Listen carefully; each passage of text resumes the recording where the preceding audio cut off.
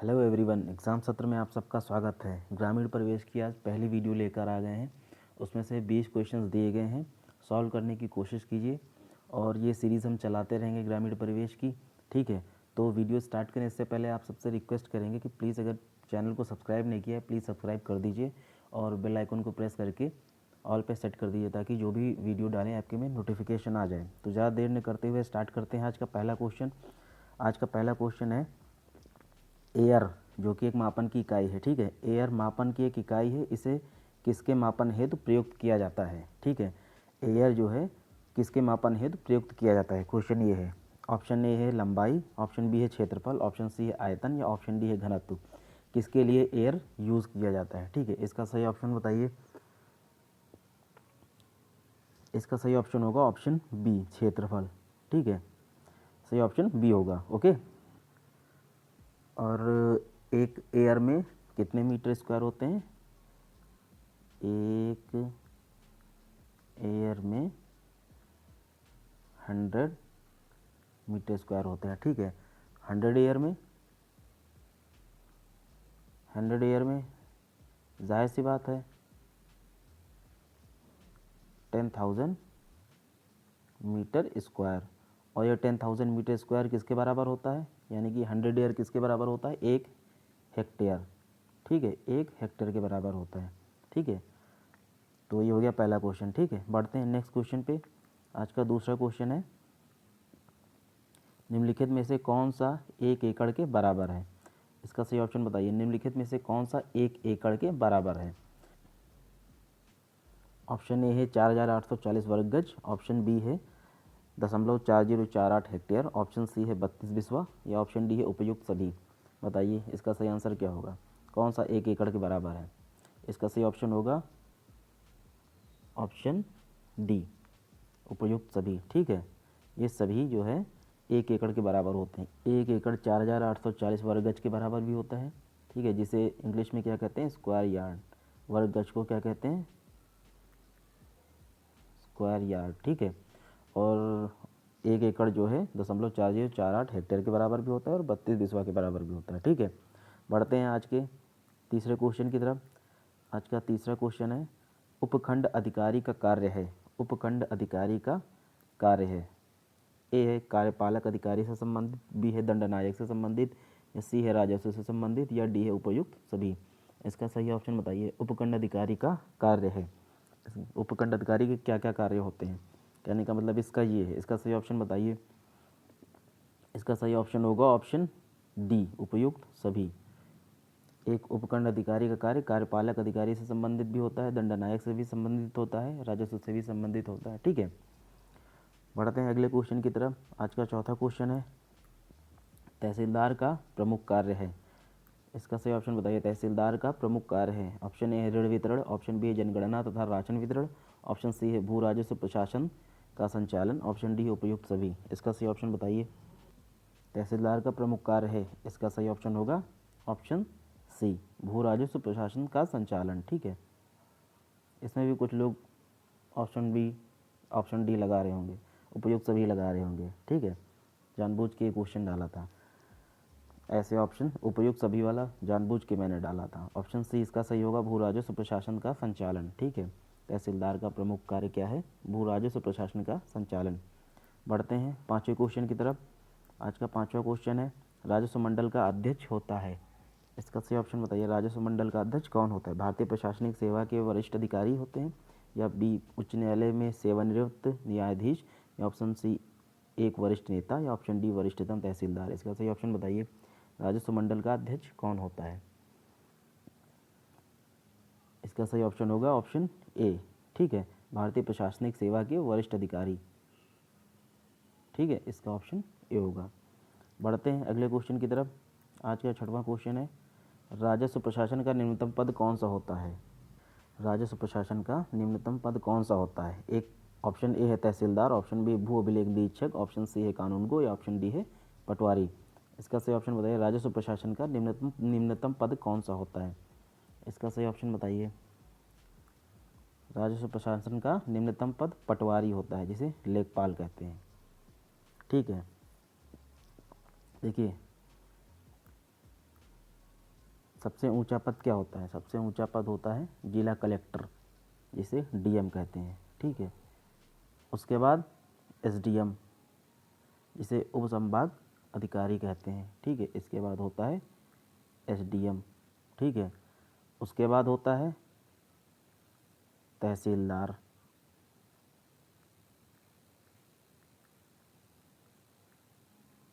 ठीक है। तहसीलदार के बाद होता है नायब तहसीलदार,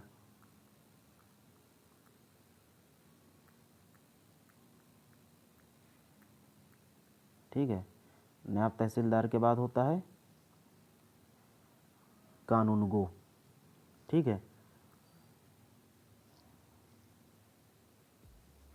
कानूनगो या राजस्व निरीक्षक, ठीक है। इसके बाद होता है लेखपाल या पटवारी, सबसे नीचा पद लेखपाल, इसे पटवारी भी कहते हैं, ठीक है। तो सबसे बड़ा पद होता है डीएम का, उसके बाद होता है एसडीएम, उसके बाद होता है तहसीलदार, उसके बाद होता है नायब तहसीलदार, जो तहसीलदार की हेल्प करता है, नायब तहसीलदार, ठीक है। नायब तहसीलदार के नीचे कानूनगो या राजस्व निरीक्षक, ठीक है।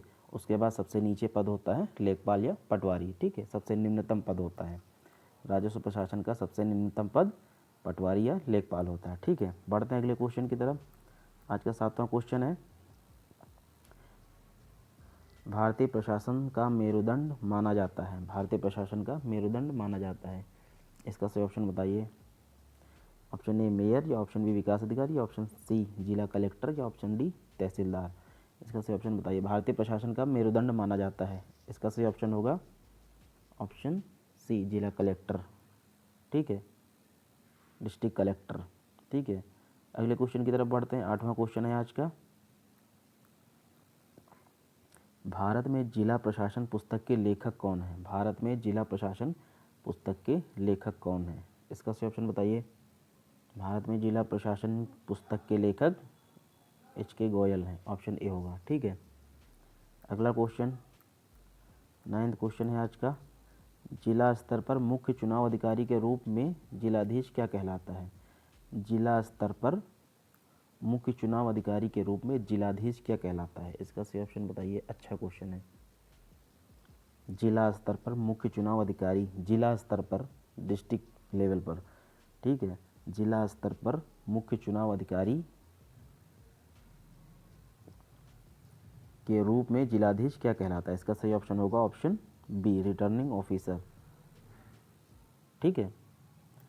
बढ़ते हैं। आज का 10वां क्वेश्चन है, शांति भंग, कर्फ्यू, धारा 144 आदि से सर्वाधिक संबंधित होता है?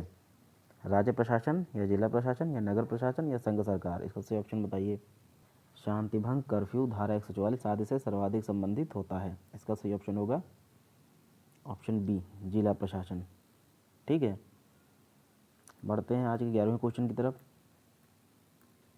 राज्य और जिले के बीच समन्वय होता है, इसका सही ऑप्शन बताइए। ऑप्शन ए राजकोट अधिकारी, ऑप्शन बी तहसीलदार, ऑप्शन सी जिलाधीश, या ऑप्शन डी उप जिलाधीश? इसका सही ऑप्शन बताइए। इसका सही ऑप्शन होगा ऑप्शन सी जिलाधीश, ठीक है। चलते हैं 12वें क्वेश्चन की तरफ बढ़ते हैं। आज के 12वां क्वेश्चन है, ग्राम विकास विभाग की स्थापना कब हुई? इसका सही ऑप्शन बताइए। ग्राम विकास विभाग की स्थापना कब हुई? ऑप्शन ए 1974 में, ऑप्शन बी 1982 में, ऑप्शन सी 1985 में, ऑप्शन डी 1995। सही ऑप्शन बताइए। ग्राम विकास विभाग की स्थापना हुई कब हुई बताइए। इसका सही ऑप्शन होगा ऑप्शन ए 1974 में, ठीक है। ग्राम विकास विभाग की स्थापना 1974 में हुई, ठीक है। बढ़ते हैं। आज का 13वां क्वेश्चन। आज का 13वां क्वेश्चन, निम्न में से किसको लोकतंत्र की पाठशाला कहा जाता है? निम्न में से किसको लोकतंत्र की पाठशाला कहा जाता है? ऑप्शन ए है केंद्र सरकार को, ऑप्शन बी राज्य सरकार को, या ऑप्शन सी स्थानीय स्वायत्त शासन संस्थाओं को, या ऑप्शन डी उपर्युक्त किसी को भी नहीं? इसका सही ऑप्शन बताइए। निम्न में से किसको लोकतंत्र की पाठशाला कहा जाता है? इसका सही ऑप्शन होगा ऑप्शन सी स्थानीय स्वायत्त शासन संस्थाओं को, ठीक है। बढ़ते हैं। आज का 14वां क्वेश्चन। आज का 14वां क्वेश्चन, निम्नलिखित में से किसे चकबंदी के अधीन नहीं लिया जा सकता है? अच्छा क्वेश्चन है, इसका आंसर बताइए। निम्नलिखित में से किसे चकबंदी के अधीन नहीं लिया जा सकता है? ऑप्शन ए स्थायी चारागाह, या ऑप्शन बी बाग, या ऑप्शन सी शमशान कब्रिस्तान, या ऑप्शन डी उपयुक्त सभी। ठीक, इसका सही ऑप्शन बताइए, किसे चकबंदी के अधीन नहीं लिया जा सकता है। इसका सही ऑप्शन होगा ऑप्शन डी उपयुक्त सभी। ठीक है, इनमें से सभी को चकबंदी के अधीन नहीं लिया जा सकता है, ना अस्थायी चारागाह को, ना बाग को, ना शमशान कब्रिस्तान को। ठीक है, बढ़ते हैं 15वें क्वेश्चन की तरफ। आज का 15वां क्वेश्चन है, जिला विभाजित होता है किसमें, बताइए जिला विभाजित होता है किसमें। ऑप्शन ए उपखंड में, ऑप्शन बी नगर में, ऑप्शन सी पंचायत में, ऑप्शन डी ग्राम में। ठीक है, इसका सही ऑप्शन बताइए, जिला विभाजित होता है किसमें। जिला विभाजित होता है उपखंड में। इसका सही आंसर ए होगा। ठीक है, जिला विभाजित होता है उपखंड में। ठीक है, और उपखंड किस में विभाजित होता है, उपखंड विभाजित होता है तहसील में। ठीक है, और तहसील किस में विभाजित होती है, तहसील विभाजित होती है हल्का में। हल्का मतलब गांव होता है। ठीक है, बढ़ते हैं आज के 16वें क्वेश्चन की तरफ। आज का 16वां क्वेश्चन है, कलेक्टर के पद के सृजन का श्रेय किसे जाता है। कलेक्टर के पद के सृजन का श्रेय किसे जाता है, ये बताइए। इसका सही ऑप्शन होगा ऑप्शन डी वॉरेन हेस्टिंग को। ठीक है, सही ऑप्शन ऑप्शन डी होगा, वॉरेन हेस्टिंग को। भारत में कलेक्टर के पद का सृजन कब हुआ था, 1972 में हुआ था, वॉरेन हेस्टिंग के काल में हुआ था। ठीक है, Warren Hasting governor general, Bengal के गवर्नर जनरल रहे थे। कब से कब तक रहे थे, 1772 से 1785 तक। ठीक है, इन्हीं के काल में कलेक्टर के पद का सृजन हुआ था। ठीक है, बढ़ते हैं आज के 17वें क्वेश्चन की तरफ। आज का 17वां क्वेश्चन है, जिलाधीश के पद का निम्न में से कौन सा दायित्व है। जिलाधीश के पद का निम्न में से कौन सा दायित्व है, ये बताइए।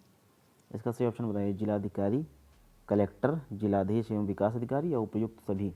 इसका सही ऑप्शन बताइए, जिलाधीश के पद का निम्न में से कौन सा दायित्व है। इसका सही ऑप्शन होगा ऑप्शन डी उपयुक्त सभी। जिलाधीश के पद का निम्न में से कौन सा दायित्व है। इसका जिलाधिकारी का भी दायित्व है, कलेक्टर का भी दायित्व है, और जिलाधीश एवं विकास अधिकारी का भी दायित्व है। ठीक है, बढ़ते हैं आज का 18वें क्वेश्चन की तरफ। आज का 18वां क्वेश्चन है, संभागीय आयुक्त का मुख्य कार्य है। इसका सही ऑप्शन बताइए, संभागीय आयुक्त का मुख्य कार्य है। ऑप्शन ए तहसीलदारों का स्थानांतरण, या ऑप्शन बी नीति निर्माण तथा विधि रचना, या ऑप्शन सी उच्चाधिकारियों को रिपोर्ट भेजना, या ऑप्शन डी समन्वय, नियंत्रण तथा मॉनिटरिंग। इसका सही ऑप्शन बताइए, संभागीय आयुक्त का मुख्य कार्य क्या है। इसका सही ऑप्शन होगा ऑप्शन डी समन्वय, नियंत्रण तथा मॉनिटरिंग। ठीक है, ऑप्शन डी इसका सही आंसर होगा। ठीक है, बढ़ते हैं 19वें क्वेश्चन की तरफ। आज का 19वां क्वेश्चन है, भारत के संविधान में जिला शब्द किस अनुच्छेद में तथा किस संदर्भ में प्रयुक्त हुआ है। ठीक है, भारत के संविधान में जिला शब्द किस अनुच्छेद में तथा किस संदर्भ में प्रयुक्त हुआ है। इसका सही ऑप्शन बताइए। ऑप्शन ए है अनुच्छेद 233 जिला न्यायाधीश के संदर्भ में, या ऑप्शन बी अनुच्छेद 356 राष्ट्रपति के संदर्भ में, या ऑप्शन सी अनुच्छेद 311 लोक सेवाओं के संदर्भ में, या ऑप्शन डी अनुच्छेद 265 राजस्व एकत्रण के संदर्भ में। इसका सही ऑप्शन बताइए।